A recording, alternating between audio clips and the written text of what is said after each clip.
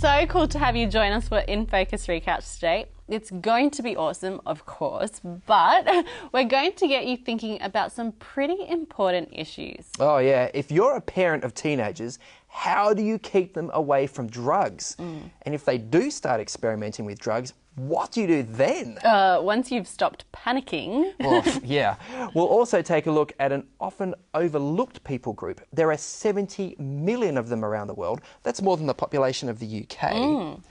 And they're too often unheard and invisible. Wow. Let's kick off, though, with this very thought-provoking interview, which on the internet has the title, When God's Plan Ends in Disaster. Well, have you ever been in that situation where you just knew that God had this plan for your life, but suddenly it all falls into a screaming heap? Well, Grace McLean has been there, haven't you, Grace? Absolutely. Yeah. Now, you were only 19 years old, a baby Christian, and you had this incredible opportunity to go to America and minister. I mean, someone must have seen some potential in you. Well, step back. I became a Christian at 19, Yeah. so the only Christian in my family, and I had, moved to Perth and became a Christian, and then I was in ministry for about 3 years. So when I became a Christian, I saw someone and I was like, yep. He was preaching, and I looked at him and said, that's what I want to be. That's my life calling. Just straight into it. Straight into it. And I did a whole bunch of things. I was a youth leader and an assistant chaplain for about 3 years. As I was kind of learning to be a Christian, and it kind of all happened very quickly, which often it does when you, I guess, if you feel that that's your calling. And then when I was 23, I got an opportunity where I was flown to America to find out if I could work over there as a missionary for 12 months. So I got flown over. If I was meant to be there, then I could stay. If I didn't, I could come back and get on with my job where I was. So you were going to be there to sort of help the pastor out and sort of observe and learn, be mentored and all that sort of stuff. Yeah. So that stage I'd been a Christian for 3 years, and or just over 3 years, and it was, for me, I hadn't studied theology. I hadn't even finished high school, to be honest. So I hadn't gone and done theology, and I was doing missionary work and felt that ministry was my calling. So America's a big place where you kind of get a lot of inspiration, and there's a fair bit of spirituality that flows around in and out of everything over there. And okay, so you got off the plane on what date was it? It was the 5th of September. The 5th of September? Yep. What year? 2001. Okay, now if you do some maths there. So the first day of work was September 11. Wow. Your first day of work was September 11. Yep. So, and in America, obviously, it's a big deal here in Australia. Absolutely. What was that like in America? Very overwhelming. You had flags everywhere.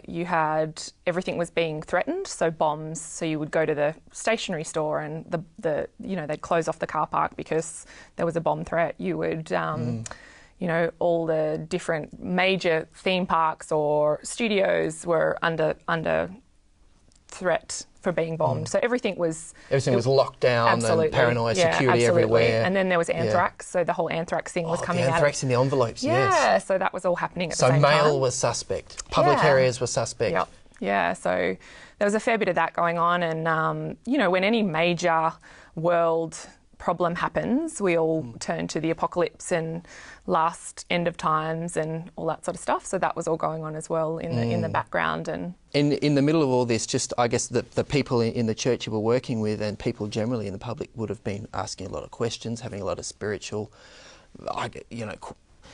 difficulties and crises and that sort of stuff. And it was at that point that the pastor you were working with said, you know what? I'm actually struggling with some stuff, some personal stuff, and I don't think I can do this anymore. It's great you're here, Grace. You can take over the church for me. How did that feel? Well, that was actually also the first day of work. So the pastor had been going through some stuff himself, and I think he thought when I was coming over that would help him. And when in fact, you can't help anyone else. Everyone sort of really has to help themselves. So when I got there, it was like a really fresh, new face that could actually just take over. That's what he thought. So away went my mentoring, and he just said, there were 2 churches, but I got a church that had 18 to 35-year-olds, and there was about 30 to 40 of them, and they were then, for that group of people, I was responsible for the church. Wow. Okay. So how long were you working in that church? But pretty much 15 months. Pretty much unsupported with. I actually was supported by a different church, so okay, that's good. which was quite interesting. So there was a group of people that came and met at the church, and they often said, "Oh, we came to get you." So they had met twice at our church. Okay. So after 15 months of ministry, how were you feeling emotionally and spiritually? I had nothing. I was less than nothing. So I came home and lived back on the East Coast. So I had been in the West Coast and came back to live with my sisters and my mum on the East Coast. And I couldn't open my Bible. I didn't want a bar of it. Was really angry with God, and Why was that? I think it's quite. You go and you do something and you're so young, and that's the first place that you go. Like, I was there, I was called to do your work, and I'm doing your work, and I've been hit with September 11. Like, I know the world was hit with September 11. It's not about me, but... it always seems personal, doesn't it? Yeah, absolutely. And so, what was I supposed to do then? Like, you're supposed to look after me. You're supposed to be my carer. You're supposed to be the numero uno. But there was a fair few lessons, I think, that have come through from that. Well, tell me, what are the lessons? I think, it's seeing where God is and not where he isn't. So I've had that over my life. So, bringing that group of people to come and get me, so to speak. He was there in that. And I actually recently got to go back to where I was and had a moment back at the church that I worked for, and just got to reflect on all the beauty that he had actually put into place around that whole situation. So there was just some things of looking at where he is and not where he isn't, because often we blame him, but there's a fair few elements that are going on in and around us that we don't see that I think we forget and we get bombarded with. Yeah, it's easier to think negatively than it is to think positively. Yeah, wow.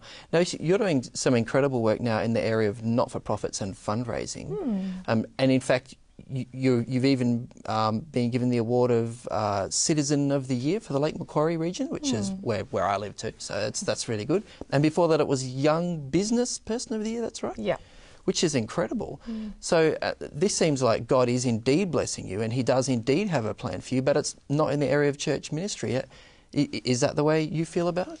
I think when I came back, I realised, because when I came back from Hollywood, I had to go and work somewhere that I didn't have to think about anything. I worked for an accounting firm, and I had to not think about it. And it was then that I realised that you can be anywhere doing ministry.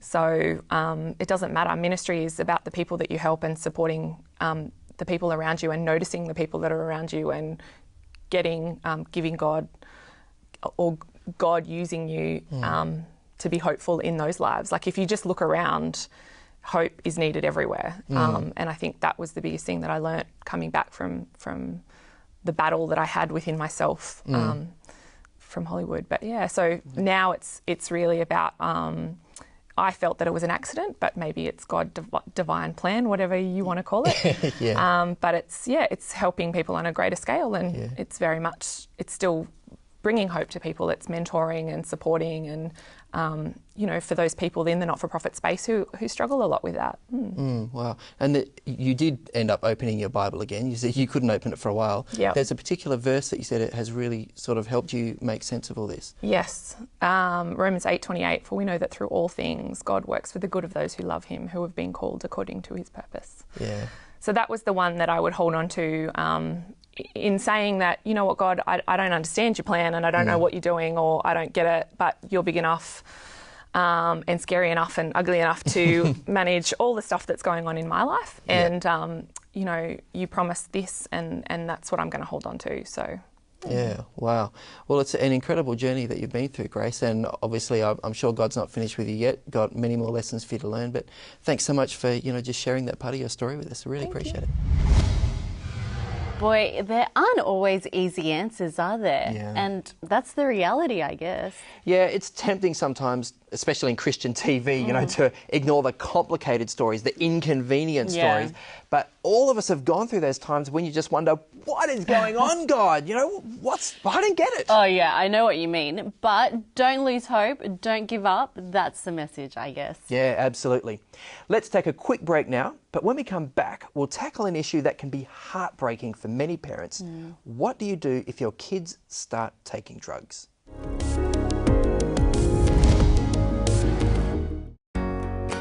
We live our lives running around, rarely stopping to ask ourselves where we're going and what our final destination is. In the end, our lives become little more than routine. Step beyond and discover a path that offers comfort, love and hope. Visit hopeoffer.com/step beyond or call 1300 300 389 for your free copy today. We're going to start with some soybeans. Use some chickpeas, an onion, you have a teaspoon of salt, slice some tomatoes, slice some cucumber, some red onion just to give it a bit of freshness. So just make little falafels like this. They just smell amazing. Let's make our tahini dressing. Let's get in some tomatoes, cucumbers, some falafels. Drizzle some of this lovely dressing. All you need to do is roll it up and you've got a delicious lunch for your family.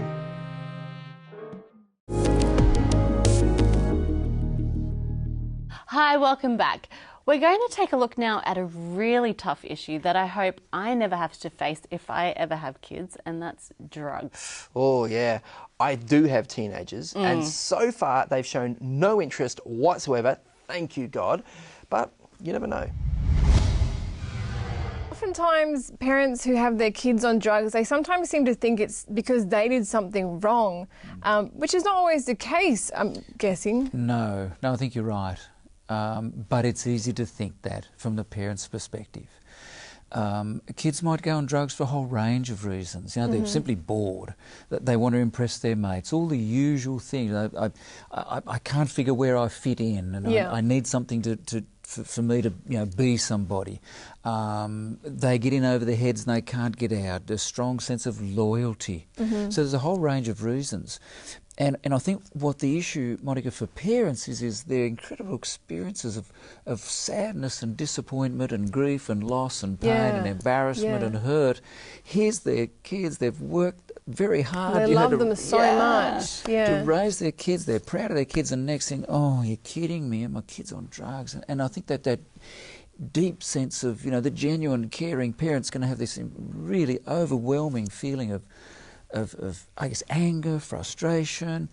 So what is it parents can do? Like, for those parents who are watching who do actually have teenage children who are using drugs, what is it they can do about this situation? Monica, the writing suggests do all you can to love, sustain the love. It's tough, but sustain the relationship, because while you can ever sustain the relationship, when the kids are down and they're ready to turn to mum and dad are going to be there for them. Yeah. Right? So if they pull away and they need them in crisis, who's going to be there? It's not going to be mum and dad, it's going to be someone else. Well, that might be good, but they need mum and dad. So if mum and dad can stay in there in love, find some strengths for themselves, talk to the children to reassure them of their love. Try and avoid the question why. Why automatically invokes I've got to give reason here, and they can get lots of fibs and lies, and that tends to what happens with drugs. But talk to reassure, talk to stay connected. Connect with the school, if they're school kids, work with the school and the community, and try and find out who the other parents are and build a network of support with the parents. If they're in a church community, find strength from the church community. Again, see, that's that struggle of, it's embarrassing, but be brave, step out, because you need support just now. And I think decide on your limits. What can you live with as parents in the home? Okay. Work through the process as much as you can with the children on that, with their teens, adolescents. This is what we feel this is what we need and require in the home. Let's talk about if that doesn't happen, and have some plans, because that's going to require some plans to move on if the child doesn't measure up. What's next? But it's the key, I think, is to recognise that sense of loss and pain and find support and strength. Great. Journey together with others. I don't know, Dora. I don't think Trafford was really dealing with the extreme end of those sort of situations. The stealing, the threats, the violent behaviour. Yeah, well, I suppose that is the extreme end of, that kind of thing. But I think Trafford was dealing with more the usual scenarios that families face, you know, with... Yeah, true. But I guess the challenge is, how do you keep loving your kids, like Trafford was saying, when you do go to the extreme and the safety and welfare of your family is actually threatened? That would be really hard. Well, tough love is love. I mean, it doesn't mean rejection. Yeah, fair enough. Time for a break now. Stay with us. We'll be back in a sec.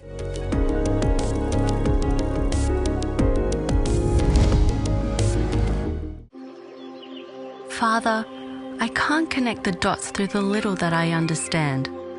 What words can I say to reach you? How can I know that you are there, listening, hearing, caring? My words are broken, weak, and powerless. But I know your power is limitless. What can I say? Planning your future can be a daunting task. What you want to do, who you want to be, and the road ahead can often be unpredictable. No one really knows what the future holds. Avondale. It's education designed for life. Hi, welcome back. We're going to see an interview now with a man who has a passion for a large but mostly hidden group of people around the world. Maybe one of these people is in your family or friendship group. Maybe it's you. They say it's one of the largest unreached people groups in the world. 250 to 300 million people around the globe. I'm talking about the deaf. And I'm here to chat with a man on a mission to the deaf, Dr. Larry Evans. How are you, Larry? Very good, thank you. Excellent. Good to be with you. Now, you work for the Seventh-day Adventist Church at the global headquarters. At the world headquarters in near Washington, D.C. Okay. So what brings you to this part of the world? Well, I had an invitation to come to speak and live for a few days with a group of deaf, not too far from Brisbane, where they gathered together for, we might call it a camp meeting type thing. Okay, and how'd that go? Yeah, it was very good. I enjoyed it. We had a wonderful time talking about spiritual things, nurturing and building up the spiritual experience of our deaf. Oh, that sounds great. I understand also, Larry, you visited Papua New Guinea while you were in this part of the world. Yes, it's a good experience. I've been to Papua New Guinea a number of times. This particular time I was talking with pastors, but of special interest was a visit with a pastor who happens to have 20 or so individuals who are deaf who are meeting each week to go to church. Okay. And they are all deaf, and he happens to be an interpreter. He has been an interpreter through grade school when he was a teacher. So it was very good to meet with him and some of his leaders to talk about the future of the deaf work in Papua New Guinea. Wow. Now, I imagine that in a developing country like Papua New Guinea, there must be particular challenges for connecting with deaf people. I mean, which sign language does he speak? Well, it's kind of a combination. As I asked him about that, it's Auslan Sign Language, but they have their kind of a conglomerate of Auslan and Papua Guinean. So are there particular challenges for people in developing countries? I mean, there are a lot of technologies that we use in the West that I imagine aren't available in places like PNG. It makes it more difficult. One of the things working with the deaf, those of us in the more developed countries tend to think in terms of PowerPoint and computers and all this. I would venture to say that whether we are developed or developing countries, the number one thing is relationships. Yeah. It's not a program that's going to reach the deaf. It's people. People who care, people who are compassionate, and the deaf respond to that. The problem with the deaf, wherever we are, no matter what country, is they have been felt to be ostracized, pushed out of the culture, pushed out of whatever, neglected. Excluded. Oftentimes not intentionally, but they feel that. Yeah. Well, I mean, as I said in my introduction, 250 to 300 million people around the world who are considered an unreached people group. Well, the reason why we call them unreached is because there's less than 2% of that number who are Christian. Wow. So, and the reason why, to a large degree, that they are not is because, one, they feel that the God of those who worship doesn't know how to communicate with the deaf. So why should I talk to that God? And another reason is many churches simply do not have an interpretation for them when they go to church on Sabbath or on a Sunday or whenever. There just is not an interpretation for them. Okay. So there's nothing there for them. So I think you've already given us a couple of hints on how a local church can reach the deaf more effectively. You mentioned relationships. You've mentioned interpreting. Can you unpack that a little bit more, man? How do I create a relationship with someone who I struggle to communicate with? Well, you do it by letting them know that you care. Another way we do it is by including them in our social activities. Now that's a little difficult because you can't communicate with them. Sure. But have them begin by coming to your home. If you have an interpreter, invite the interpreter to come with you and to meet with them. The idea, though, is to be friendly, to be kind to them. Sometimes simply taking a casserole, a little dessert, or something special that you think that they might appreciate. Most of all, notice them. Be close to them. Sit with them in church. For years, the way I got started with the deaf workers, I noticed that a pastor came to pastor's meeting and he couldn't hear anything. So then I took him to my office and we typed out, at that time it was a TTY, just a little LED screen, but now we have the computers, and he would type and I would type, and I would brief him on the things that were happening that would be of interest to him. Okay, so even if you don't know sign language, you could, for example, have a laptop there and be typing notes that you're hearing from the sermon and pointing to the verses in the Bible. And absolutely. Wow. Can you give me an example of sort of, I guess, a best practice sort of, church that a congregation that you've seen that does this really well? Have you seen that anywhere around the world? Sure. There are some really strong examples in South America. I can think of some in North America, but scattered around, there are a few that really do it well. They have an interpretation, for example, but the interpretation, and we say interpretation rather than translation, interpretation, the deaf need to sit up front. And the reason why the deaf need to sit up in front, say in a church, and off to a side even, that would be fine, because they can easily be distracted by people running back and forth or doing different things, because their eye has to be focused on the speaker or whoever is signing for them. So that's, to me, that is one of the things. And they also have a song leader who is signing that song. And the deaf is quite amazing. They are geared towards rhythm more than the rest of us. Yes. So this is something for our audience perhaps who's not too keen on, contemporary worship music. It's actually something with a bit of heavy bass and a rhythmic thing is actually going to work better for a deaf audience. Is that right? It doesn't have to be really lively music, but if there is a solid beat to it, that's easier. And it's very interesting, if you've never seen it, you can have a deaf quartet, for example. Wow. And the deaf quartet will often kind of dance to the music as they begin to do their sign language. Wow, that's incredible. It's a culture. See, we must not think of deafness as a disability. It is a culture. And since I mentioned the word disability, something that's very, very important is we must not think of deafness as a disability or any other impairment, because if we do that, we begin to identify a person with what they cannot do rather than who they are. One of the best things that the rest of us can do, regardless of, quotes, the disability, it is to identify with what they can do. If we do that, then we can find a place for them in the church. So look for the strengths, not the weaknesses. Yeah, goes for anyone, I guess. It goes for anyone, but it's really true for the deaf too. Now you had a Bible text you wanted to share with us here, Larry. People ask, why is it that I have such a passion for this? Well, I don't know. I didn't put the passion in my heart for this, but there is a Bible passage that drives me.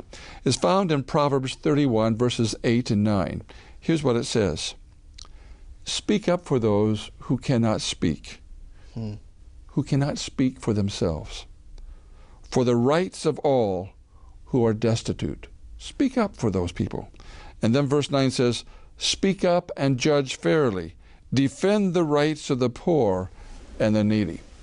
And that's what I do in my new job. Boy, it's incredible, because you read that text and you hear it a whole new way in a whole new context. Right. Hey, thanks so much, Larry. I really appreciate your time. If our viewers want to find out more about Adventist Deaf Ministries International, you've got a website, have you? Absolutely, we have a website, but we also have a new deaf channel that is coming. Oh, great. This new deaf channel will have subtitling, we'll have it in 5 languages.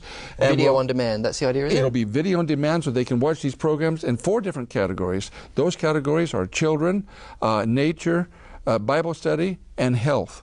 Okay. Geared for the deaf. 200 programs waiting to be watched. Awesome. Love it. There's a deaf channel, AdventistDeaf.org. Well, there you go. There's a couple of websites for you to check out. Thanks so much for your time, Larry. I really appreciate it. It's inspirational to hear, what God's doing with the deaf community around the world. God is active. We need to join Him. Great. It must be tempting for churches to focus on, reaching the successful people, wealthy people, the beautiful people. Yeah. But I think that it's so awesome to see that many Christians are actually focused on what Jesus called, the least of these. Yeah, and I suppose the deaf and other people with special needs are definitely in that category. So often they're overlooked, ignored. Yeah, exactly. Well, it looks like our time is up for this week. Thanks so much for joining us on InFocus Recouched. It's been great. All the best for the week ahead. Look after yourself, and God bless.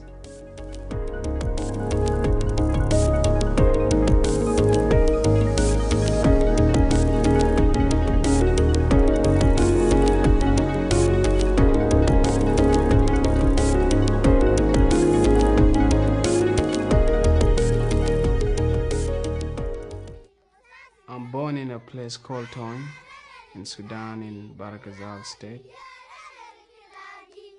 And I was born in the time when the war was happening.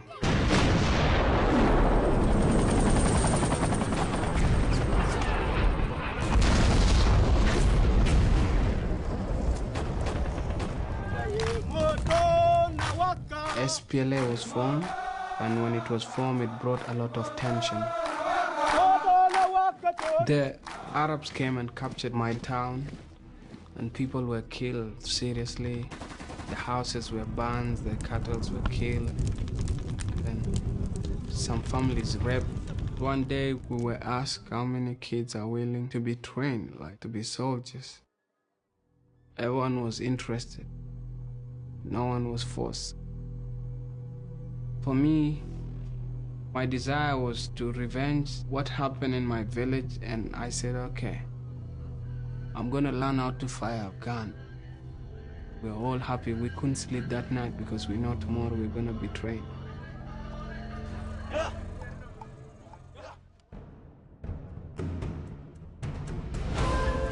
To receive a free DVD of the documentary Beyond Guilt, visit hopeoffer.com/guilt or call 1300 300 389.